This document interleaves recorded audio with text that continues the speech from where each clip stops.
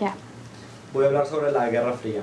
Una vez que termina la Segunda Guerra Mundial, quedan estas supernaciones, superpotencias, los Estados Unidos de América y la Rusia, mostrando quién tiene el mayor poderío y la mayor capacidad. Primero son entre estas dos superpotencias y luego es entre los dos bloques encabezados por ellas. Se define por varias características esta guerra en especial. Una de ellas era una vez que llegaba a un país y lo empezaba a apoyar financieramente con monedas, con gente, con armas, el otro país lo tenía que respetar, si no se empezaba a hacer un conflicto entre ellos. Otra característica era el estado de tensión permanente que estaba siempre. En cualquier momento podía estallar una guerra.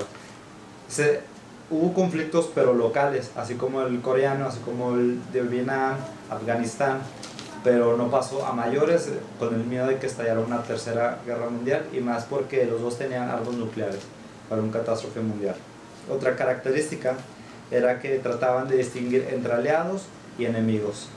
Quien llegaba a un país y una característica era de que eres mi aliado o eres mi enemigo. Otra característica era la puesta en marcha de una carrera armamentista, y lo empiezan a respaldar con propaganda en su país diciendo que eso era lo necesario, que era lo correcto, armarse en caso de que estallara una guerra.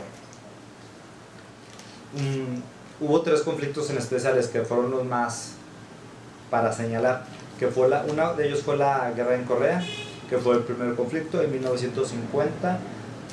Norcorea, con el respaldo soviético, invade a Surcorea.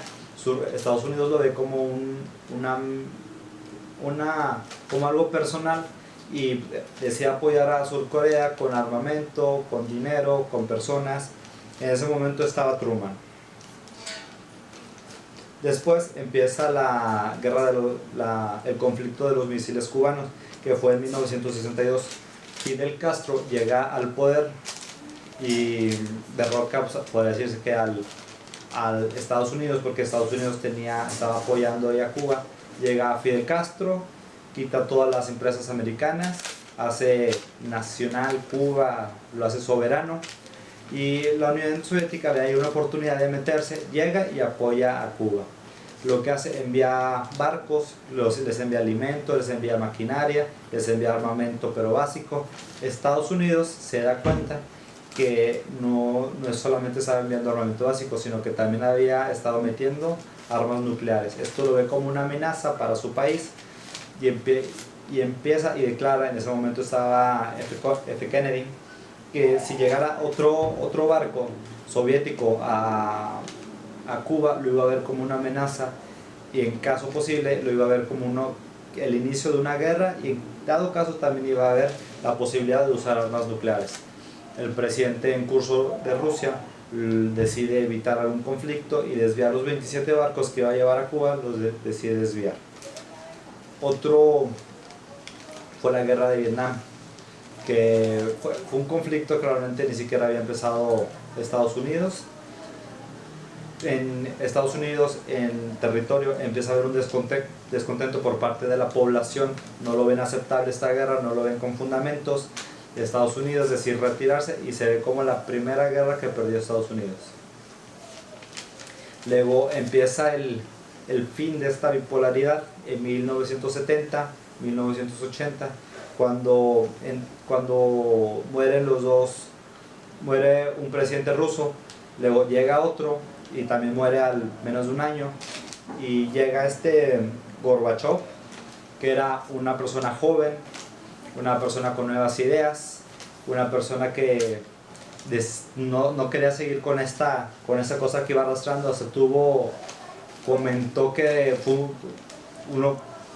que Rusia cometió muchos errores en el pasado, refiriéndose a eso.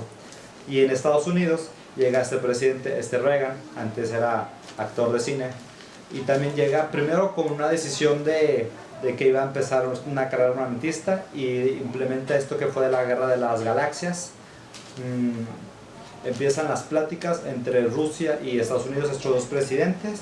Fueron 3 pláticas y eso se dio a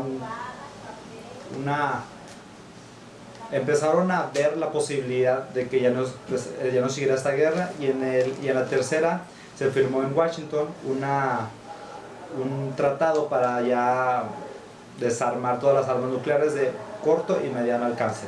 Y así fue como terminó la Guerra Fría. Gracias.